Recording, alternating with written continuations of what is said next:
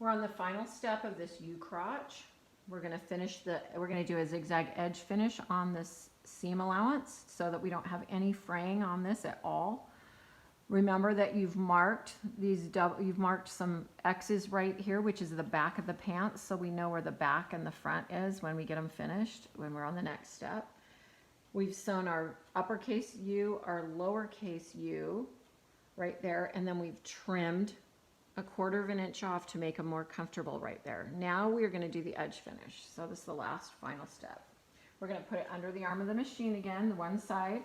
We're going to take the other side and put it under the machine. We're going to change our machine settings to a zigzag, and we're going to make it a little bigger zigzag so we can do that on the edge, off the edge stitch really easily without it, and make sure it covers that edge. If you get the width on the zigzag too narrow, it's hard to get it to go over the edge of the seam or the edge of the fabric.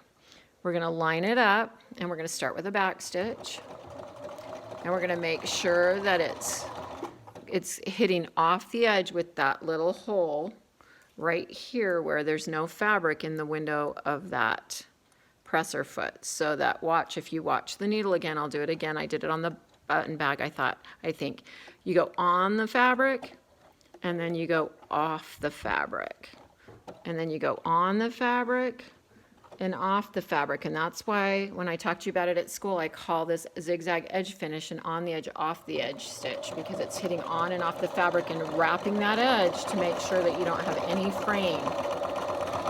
And I usually line it up right on the inside edge of the presser foot, so it's 1/8 of an inch from the edge, and then it hits just right off the fabric on that side. I'm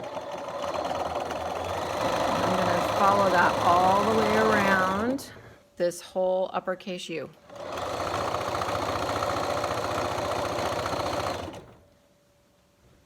And I'm going to adjust my pants and get them out of the way and make sure they don't bunch up and get caught in my stitching.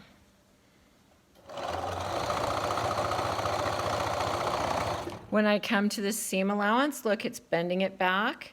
So I'm going to make sure I lay it flat before it goes under the presser foot. So I have a nice flat spot right there that I have to sit on so it's comfortable instead of uncomfortable. I'm going to rotate my pant leg around so it doesn't get twisted and pull when I'm trying to sew. And I'm going to follow that back to a 5/8 inch seam allowance.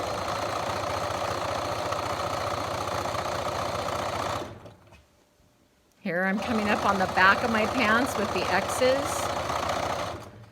I'm coming right to the edge and going off the edge with a back stitch. And now cut my threads, and now you can see what it should look like. There's your uppercase U stitching at 5/8 of an inch. There's your reinforcing 1/8 of an inch seam and your zigzag edge finish transitioning from a 5/8 of an inch seam down to like a 3/8 of an inch seam all the way around back to the top of the uppercase U. Then you're going to cut your threads on both ends, and you're done with the crotch. We're ready to go on to the waistband.